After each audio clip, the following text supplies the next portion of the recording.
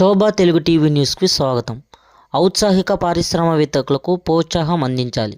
ఉత్పన్న సేవా రంగాలలో 7 యూనిట్లకు రూపాయలు 34.30 లక్షల రాయితీలకు డిఐఇపిసి కమిటీ ఆమోదం.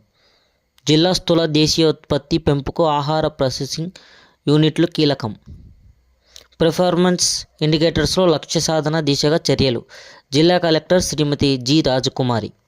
సింగిల్ డెస్క్ విధానంలో పరిశ్రమల అనుమతులకు సంబంధించి ఔత్సాహిక పారిశ్రామికవేత్తలు సమర్పించే దరఖాస్తులను నిర్ణీత గడువుల లోపే పరిష్కరించి జిల్లాలో నూతన పరిశ్రమల స్థాపనకు సంపూర్ణ ప్రోత్సాహం అందించాలని జిల్లా కలెక్టర్ జి. రాజకుమారి సంబంధిత శాఖల అధికారులను ఆదేశించారు.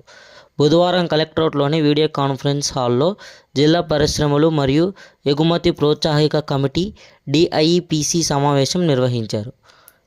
ఈ సమావేశంలో జిల్లా పరిశ్రమల manager S. Mahaboob Basha, deputy chief inspector of factories Narayana Reddy, LDM Ravindra Kumar, జిల్లా ఉద్యాన శాఖ అధికారి నాగరాజు తదితర వివిధ శాఖల అధికారులు పాల్గొన్నారు.